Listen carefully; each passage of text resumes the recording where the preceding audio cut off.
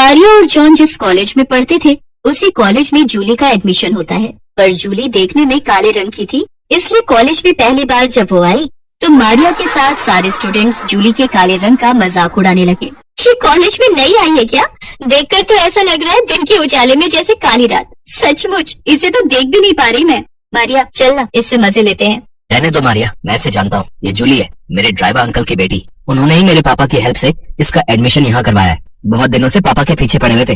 पहले ये गांव में पढ़ती थी। अब इन गरीब बेचारों को बार बार मना करते हुए अच्छा भी नहीं लगता। गुस्सा तो आ रहा था, पर पापा बार बार बोल रहे थे कि एडमिशन करवा दे।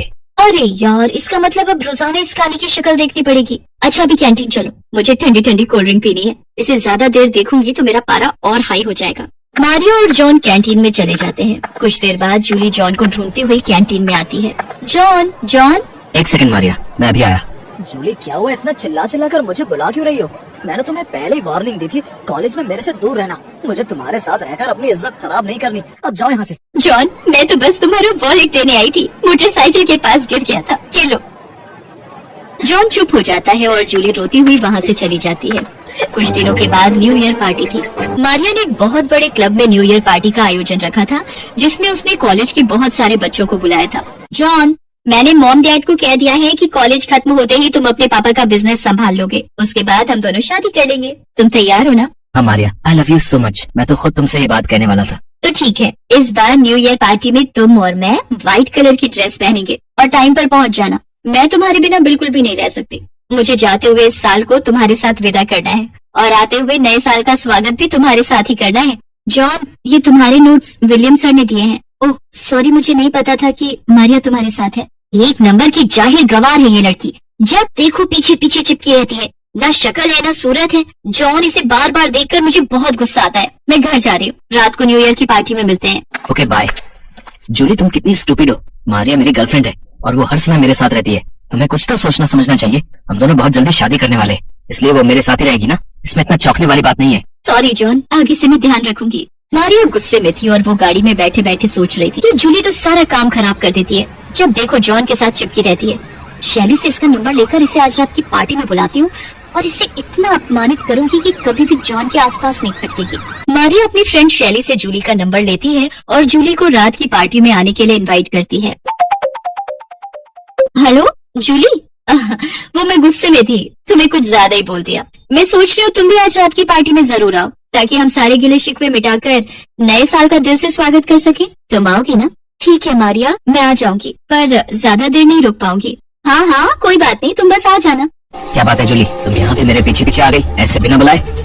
जॉन जूली को मैंने बुलाया है। मैंने सोचा ये कॉलेज में नई नई आई है तो सारे दोस्तों से भी मिल लेगी। कोई बात नहीं, एंजॉय कर लेगी थोड़ा सा हमारे साथ। आओ जूली, हम सब मिलकर डांस करते हैं। और तुम कोई ड्रिंक लेना चाहती हो तो ले सकती हो। मैं ड्रिंक नहीं लेती हूँ। ओके कोई बात नहीं, तो फिर तुम सबके साथ बातें कर लो। आओ जॉन, हम लोग डांस फ्लोर पर चलते हैं। मारिया और जॉन डांस करने लगते हैं। सब लोग मस्ती में झूम रहे थे। अचानक कुछ बदमाश क्लब में घुस आते हैं और बंदूक दिखाकर सबको डराने लगते हैं। कोई भी अपनी जगह से नहीं हिलेगा।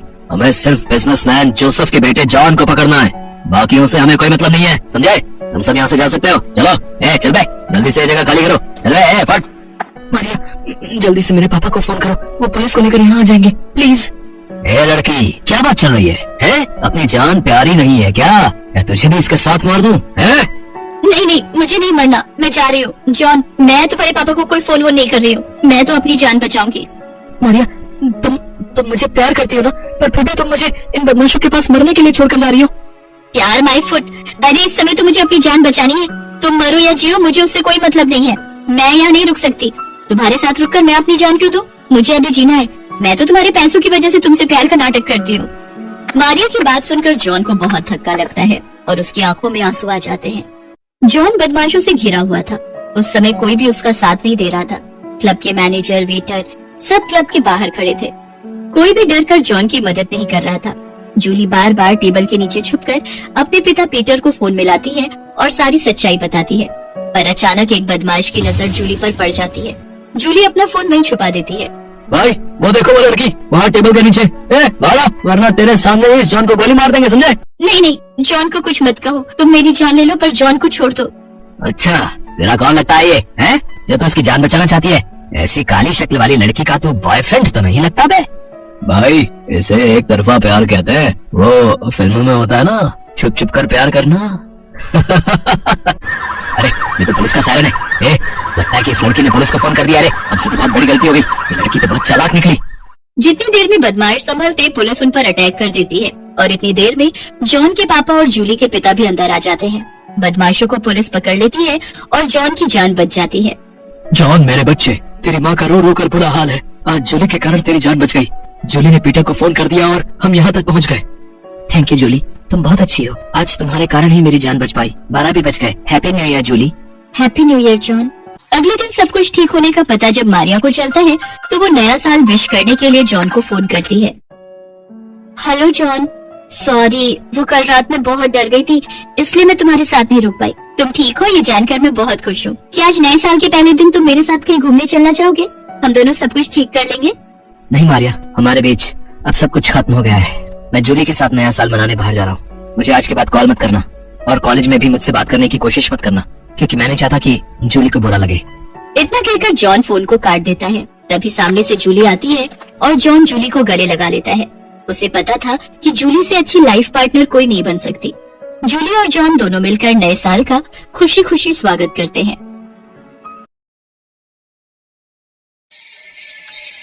पलक काले रंग वाली लड़की थी, जिस वजह से उसके स्कूल में हर कोई उसके काले रंग को लेकर उसे चिढ़ाता था, खासकर उसके अपने क्लास के टीचर और बच्चे। पलक तुम लाइन में सबसे पीछे खड़ी हो जाओ और टीना सांची तुम कुछ सुंदर लड़कियां आगे आ जाओ। प्रिंसिपल मैम का ऑर्डर है, हमारे स्कूल के बेस्ट बच्चों का फोटो स्कूल मैगजीन में छपेगा, इसलिए मैं चाहती हूँ मेरी क्लास के बच्चों का फोटो ही मैगजीन में छपे। पर मैम ये पलक तो बहुत काली है, पूरी फोटो इसी से खराब हो रही है। मैम ऐसा नहीं हो सकता, हम इस पलक को इस फोटो में से हटा दें। नहीं बच्चों, अगर ऐसा हो सकता तो ये काम सबसे पहले मैं ही कर देती। मैं खुद नहीं चाहती ये काले स्टूडेंट मेरी क्लास में भी रहे। मैम मैं पानी पी ले जाऊं? हाँ जाओ, मेरे सिर पर खड़ी मत रहो और हो सके तो थोड़ा पानी से मुंह धोकर भी आ जाना, शायद तुम्हारा काला रंग चेहरे से उतर जाए और फोटो थोड़ी अच्छी आ जाए। टीचर की और बच्चों की बातों को सुनकर पलक रोती हुई वॉशरूम की तरफ चली जाती है और वहां जाकर कूद कूद कर रोने लगती है। पलक के माता पिता दोनों नौकरी करते थे और बड़ी मेहनत से पैसे कमाकर उन्होंने पलक का अंग्रेजी मीडियम में एडमिशन करवाया था। इसलिए पलक अपने माता पिता से कभी भी अपना दुख नहीं कहती थी। पलक को दौड़ने का बहुत शौक था। वो रोजाना सुबह स्कूल जाने से पहले दौड़ने का अभ्यास करती थी, पर वो जब भी अपनी टीचर से स्कूल में दौड़ प्रतियोगिता में भाग लेने के लिए कहती थी तो उसकी टीचर उसे साफ मना कर देती थी और बच्चे उस पर हंस देते थे। तू दौड़ेगी? अपनी शक्ल देखी है कभी शीशे में? मैम तुझे कभी भी दौड़ प्रतियोगिता में नहीं लेंगी। आज तक हमेशा से टीना ही विनर रही है और आगे भी रहेगी। इतनी देर में क्लास टीचर भी आ जाती हैं। बच्चों, हमारे स्कूल को बहुत ही बड़े लेवल पर दौड़ प्रतियोगिता के लिए भेजा जा रहा है। टीना, मैंने तुम्हारा नाम प्रिंसिपल मैम को दे दिया है। ओके मैम, मैं आज से प्रैक्टिस शुरू कर देती हूँ। मैम मैं भी दौड़ प्रतियोगिता में भाग लेना चाहती हूँ। नहीं पलक, मैं तुम्हें इस प्रतियोगिता में नहीं ले सकती। तुम देखने में बिल्कुल भी सुंदर नहीं हो और अगर मैंने तुम्हें इस प्रतियोगिता में ले लिया और तुम हार गई तो प्रिंसिपल मैम मुझ पर गुस्सा होंगी। पलक रोती हुई घर आती है, पर जैसे ही वो अपनी माँ को सामने देखती है अपने आंसू पोंछ लेती है और खाना खाने बैठ जाती है। पर उसका मन उदास था, इसलिए पलक अगले दिन स्कूल की छुट्टी ले लेती है। उसे पता था कि वो स्कूल जाएगी तो और बच्चों को प्रतियोगिता में जाता देख उसका मन दुखेगा। अरे पलक बिटिया, आज तो स्कूल नहीं जा रही? नहीं माँ, आज बस थोड़ा सिर में दर्द है, इसलिए घर पर आराम करूंगी। कोई बात नहीं पलक बेटिया, तू तो रोजाना ही स्कूल जाती है, आज छुट्टी कर ले और आराम करना। एक काम करो, आज तुम चले जाओ, मैं पलक के पास ही रुक जाती हूँ। उसे किसी चीज की जरूरत होगी तो बना दूंगी। ठीक है, फिर मैं अकेला ही काम पर चला जाता हूँ। पलक की माँ उसके पास ही घर पर रुक जाती है। पलक सो रही थी और उसकी माँ काम कर रही थी। इतनी देर में दरवाजे पर कोई आता है। जी मेरा नाम रामलाल है, मैं पलक बेटिया के स्कूल का चपरासी हूँ। मुझे वहाँ की प्रिंसिपल मैम ने भेजा है, उन्होंने तुरंत ही पलक को स्कूल बुलाया है। वो किसी दौड़ प्रतियोगिता में जाना है, शायद यही बात हो रही थी। पलक को, पर उसकी तो अभी तबीयत। रामलाल भैया, आप मैम को बोल दो मैं अभी तैयार होकर स्कूल पहुँचती हूँ। दौड़ प्रतियोगिता का नाम सुनकर मानो पलक के दिमाग में कौन सी फुर्ती आ गई कि वो जल्दी से तैयार होकर स्कूल पहुँच गई। अच्छा, तो तुम पलक हो बेटा। हमें तुम्हारी बहुत जरूरत है और इस स्कूल को भी। टीना जो तुम्हारी क्लास की है वो इस प्रतियोगिता में भाग नहीं ले सकती। उसके पैर में चोट आ गई है, इसलिए डॉक्टर ने उसे दौड़ने के लिए मना किया है। हम चाहते हैं कि तुम अपने स्कूल के लिए इस प्रतियोगिता में हिस्सा लो और जीत कर ही लौटो। मैम, मैं आपसे वादा करती हूँ, मैं इस प्रतियोगिता में जीत कर ही लौटूंगी। पलक, मुझे माफ कर दो बेटा। मैंने एक टीचर होकर भी तुम्हारे साथ कितना गलत व्यवहार किया, पर आज जब हमारी क्लास की और स्कूल की इज्जत का सवाल है तो हमें तुमसे बेहतर दौड़ प्रतियोगिता के लिए कोई बच्चा नजर ही नहीं आया। मैं जानती थी कि तुम रोजाना सुबह दौड़ने का अभ्यास करती हो, इसीलिए मुझे तुम्हारा नाम सबसे पहले याद आया। मेरी शुभकामनाएं तुम्हारे साथ हैं।